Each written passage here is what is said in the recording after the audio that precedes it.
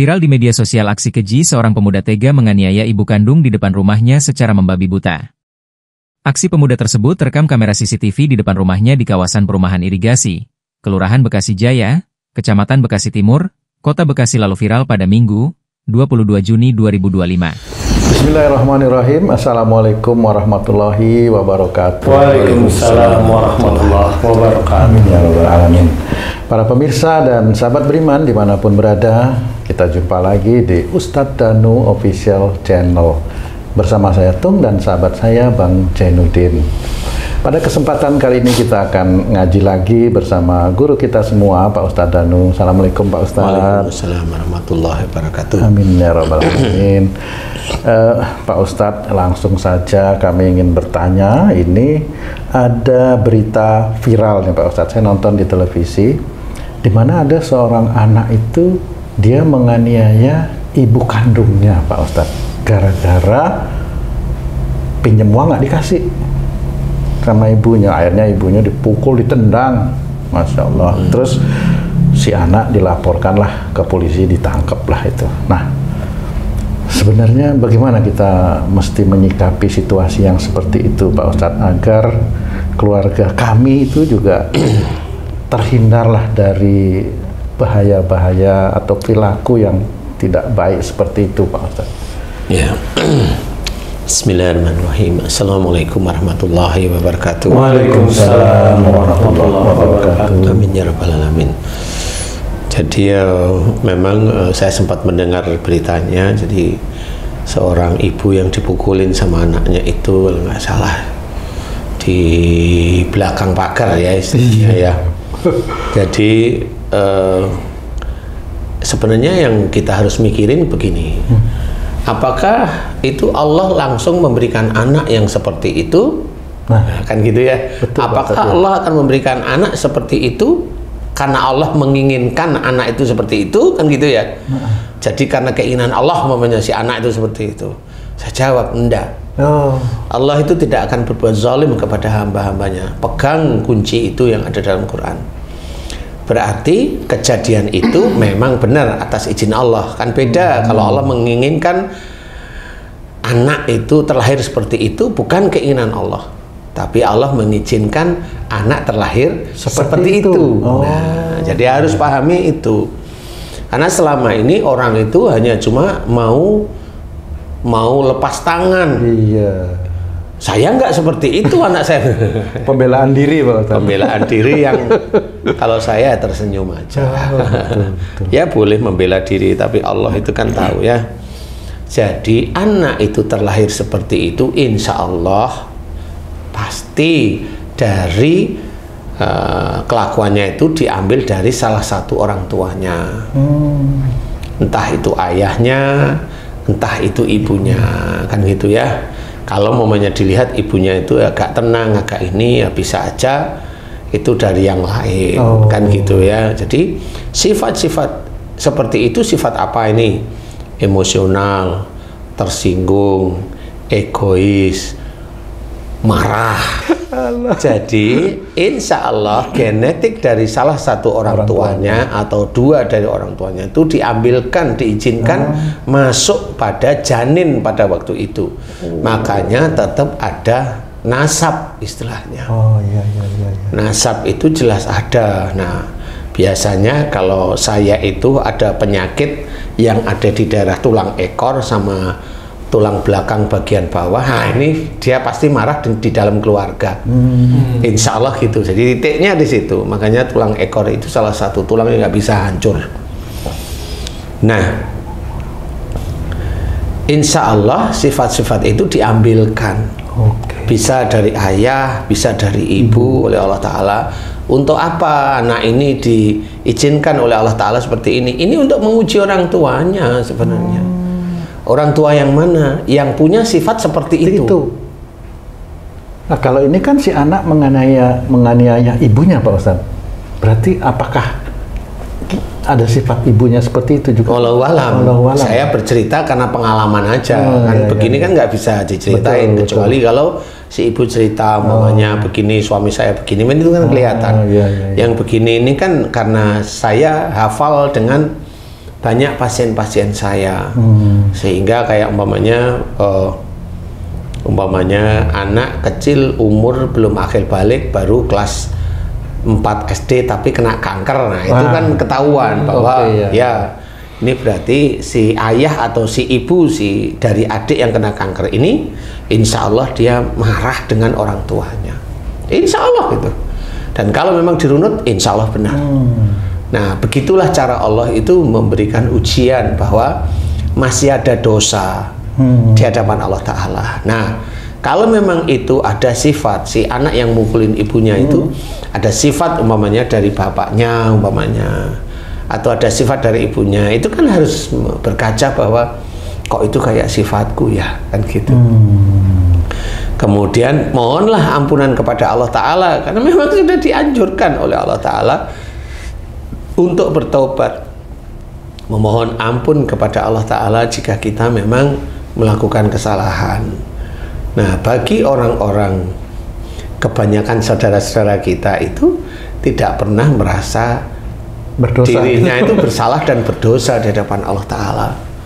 Makanya yang seperti itu juga tidak diajarkan oleh guru-gurunya itu memahami bahwa ilmu genetik itu sebenarnya ada di dalam Quran sebenarnya. Jadi ilmu nasab itu jelas, itu genetik itu jelas.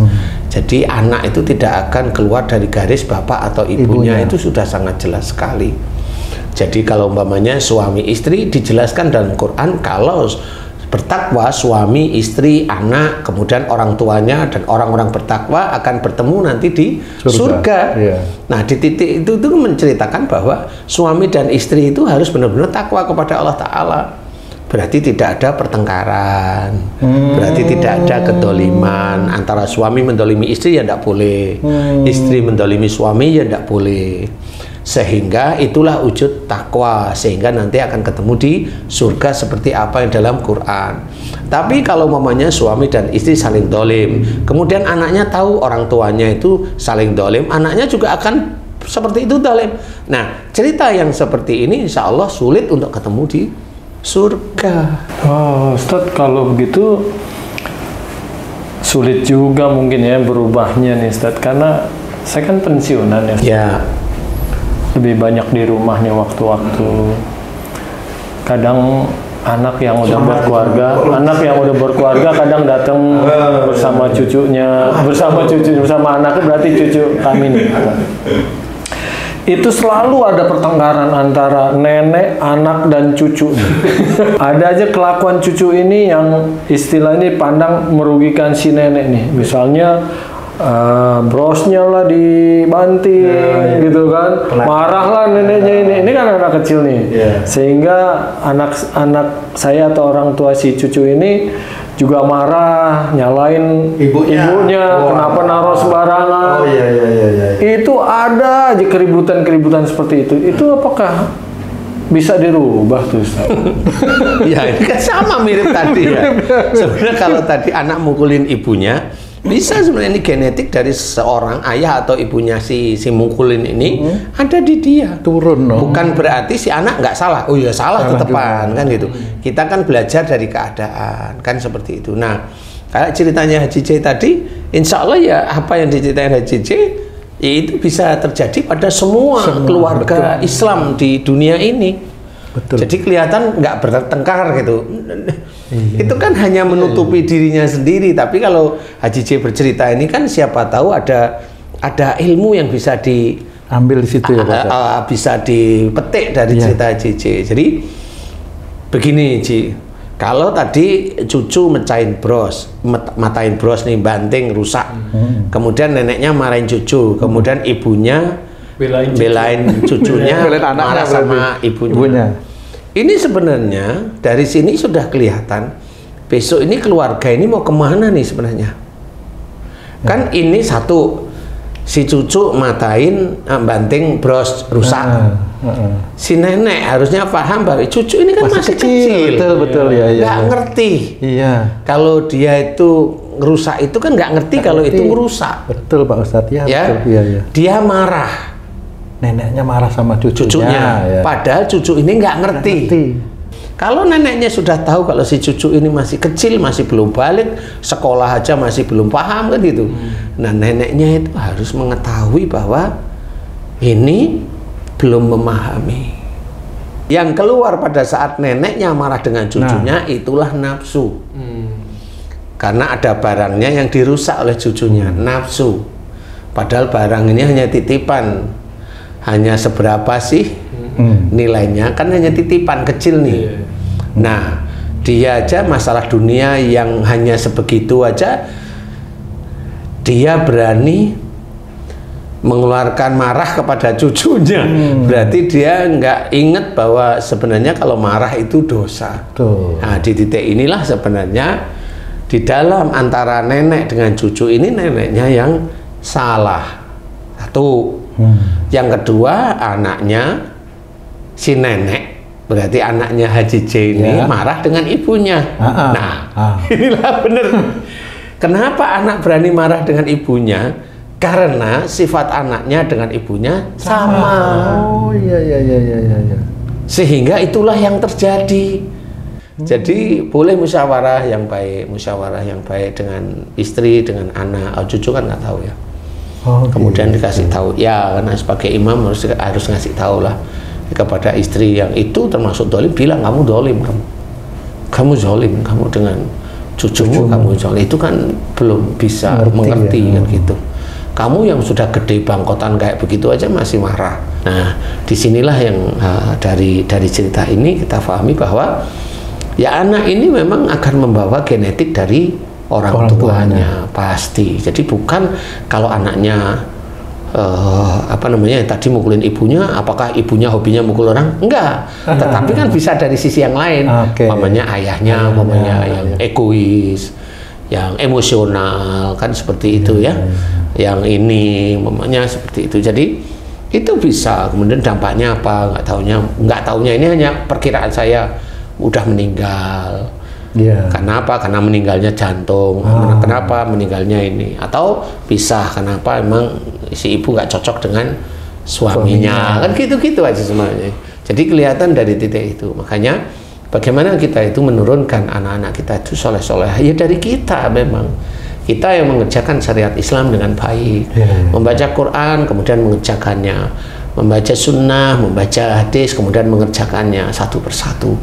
Dan pengetahuan dari Quran, pengetahuan dari hadis itu memang harus kita kerjakan. Jadi bukan hanya cuma sekedar hafal, tidak bisa. Itu harus kita kerjakan sehingga kita dinamakan ingat kepada Allah itu seperti itu. Itu kan, maaf Pak Ustadz, itu kan kasusnya kalau dia baru mau punya anak nih Pak Ustadz. Kalau anaknya udah gede kayak yang si mukul ini kan, kalau dibilang anak udah kumisan gitu Pak Ustadz, kiranya udah bukan anak, itu udah dewasa itu. Nah itu bagaimana caranya Pak Ustadz? Ya caranya kan ya macam-macam. Si anak ya yang pertama kali disel aja dulu. Iya. Si ibu ya banyak-banyak mohon ampun. Umpamanya si ibu melihat tayangan kita itu paham, nggak tahunya oh ini dari ini. Kemudian mohon ampun. Kalau itu dari sifatnya beliau, ya beliau mohon ampun. Kalau itu sifat dari suaminya, ya dimohonkan ampunan suaminya oleh Allah Ta'ala. Kalau suaminya masih hidup, diajarin. Kalau suaminya pisah dengan dia, gimana lagi, udah pisah kan gitu ya. Sehingga mau ngajarin si anak seperti itu cara awalnya memang seperti itu. Sama kenapa setiap orang hamil itu disunahkan untuk baca Quran? Iya, kenapa? Ya, karena agar ibunya itu kalau membaca Quran tahu ayat demi ayatnya. Ini kalau kasusnya Bang J nih Pak Ustadz, ini kan ada cucu, nenek, anak. Ini yang mesti mohon ampun yang siapanya nih Pak Ustadz? Semuanya Pak Ustadz? Ya semuanya. Jadi kalau cucu belum akil balik ya orang tuanya. Kalau si nenek nurunkan genetik yang sama-sama beraninya kepada anaknya si nenek, nah itu dia mohon ampun sebenarnya. Cuma mau nggak neneknya mohon ampun? Nah, itu. Kalau seperti itu biasanya nggak mau. Tapi anak gimana sih kalau dikasih tahu nurut? Nurut kalau mas saya bilang mohon ampun. Kalau anak seperti iya mau berubah gitu. Tapi selama ini dilihat dari sama Haji C mulai ada berarti mau berubah beneran. Jadi intinya adalah tetap anak yang seperti itu insya Allah dari kita orang tuanya. harus banyak mohon ampun kepada Allah Ta'ala, berubah. Intinya berubah, kita yang berubah. Karena dengan berubah itu, dengan mohon ampun, mudah-mudahan anak-anak kita itu juga dirubah oleh Allah Ta'ala. Karena yang jelas itu ceritakan, ilal ladzina tabu waslahu wa bayanu faulaika atubu alaihim. Mereka yang telah tobat dan melakukan perbaikan. Jadi untuk menjadikan anak itu menjadi lebih baik, ya kita orang tuanya yang tobat. Kita lihat anak saya kok egonya tinggi ya, saya punya enggak ya? Gitu. Ego itu yang gimana ya? Kalau punya keinginan tuh harus. Kalau kita nggak ada, tanyalah sama pasangan. Kamu punya gitu? Oh, enggak, saya kan baik-baik aja. Wah. Dilihat pasangannya, dilihat, oh kok patung ini? Wah, masa lalu ini. Jadi harus mau bertobat. Nah, kalau seseorang, entah suami atau istrinya, tidak paham dengan itu, walaupun dia sholat, ya anaknya nggak akan berubah. Nggak akan berubah. Makanya harus hati-hati. Jadi jangan kaku hati kita, jangan keras hati kita, karena itu bisa besok itu benar-benar kekerasan hati kita dan kekakuan hati kita karena kebodohan kita sebenarnya itu akan dipertanggungjawabkan di akhirat. Makanya kita harus lembut. Makanya Allah menyarankan lemah lembutlah kamu kepada mereka. Berarti kita memang belajar lemah lembut itu bukan karena takut dengan orang yang kita lemah lembuti, enggak, karena kita mengikuti perintah Allah. Ya. Seperti itu. Saya mengikuti perintah Allah, bukan saya itu takut dengan dia, enggak. Saya mengikuti perintah Allah Ta'ala bahwa saya disuruh lemah lembut pada semua makhluk Allah. Dan seperti itu. Di sini harus pahami, kelemah lembutan itu tidak hanya cuma tutur kata, ke semua hal. Ya, kalau korupsi ya jangan lakukan. Mencuri jangan lakukan. Begitulah. Makanya kita sebagai pendakwah harus ngasih tahu, nggak boleh kita salah-salahan seperti itu. Nah, mudah-mudahan kita bisa berkaca dengan cerita tentang anak yang memukuli ibunya, bukan berarti saya mau menyalahkan ibunya, enggak sama sekali. Betul. Tetapi ini adalah cerita bagaimana kita itu mengarahkan agar anak kita itu menjadi soleh atau soleha, yang insya Allah bisa bertemu nanti di surga. Kan seperti itu ya, kita jaga. Pada saat kita ingin bertemu di surga, di dunia inilah kita harus berubah. Bukan hanya cuma doa. Doa itu kalau dia doa ingin ketemu surga tapi dia perjalanannya ngawur, ya nggak bisa. Terus ngomong loh, katanya Allah itu tiap kali kita berdoa kan dikabulkan sama Allah. Loh, itu kan orang yang takwa lah. Kalau kamu itu dolim ke sini, dolim ke situ, kamu dolim ke sini, dolim ke situ lagi, dikasih tahu merasa ngerti, merasa benar, padahal kamu itu nggak ngerti, kan begitu. Lah gimana itu mau dikerjakan? Ini nggak bisa. Ibadah juga nggak mau semaunya sendiri dengan suami, kacau. Kalau mau sehari dua hari nggak apa-apa, kacau puluhan tahun. Ya gimana? Ya malaikat rokibnya si suami aja nggak terima. Jadi jangan seperti ini, nggak akan bisa ketemu di surga. Itu hanya mimpi. Makanya kalau udah mimpi, orang yang begitu tuh mimpi. Jelasin, tanya sama gurunya. Kalau kita itu sering berantem, Ustadz, itu gimana ketemu di surga apa di neraka? Tanya yang benar. Gitu ya, agar nanti dijelaskan. Jangan asal, suami istri itu nanti ketemu di surga. Lewat apa lagi? Ya harus dijelasin ketemu dengan surga itu. Nah, mudah-mudahan dengan pemahaman ini kita lebih mawas diri. Kalau ada kekurangan dari anak-anak kita, insya Allah itu dari kita. Kalau ada kelebihan dari anak kita, entah anak kita itu pandai, entah anak kita itu dititipi rezeki oleh Allah Ta'ala berlebih, itu dari Allah, bukan dari kita. Bukan dari kita mendidik anak kita, bukan. Jadi jangan kita mengaku-aku itu dari kita. Nah, mudah-mudahan ini manfaat. Amin. Wallahu a'lam. Amin. Alhamdulillah. Alhamdulillah. Terima kasih banyak Pak Ustadz penjelasannya. Sahabat beriman dimanapun berada, sampai di sini perjumpaan kita kali ini. Terima kasih atas perhatiannya. Wassalamualaikum warahmatullahi wabarakatuh. Waalaikumsalam warahmatullahi wabarakatuh. Alhamdulillah.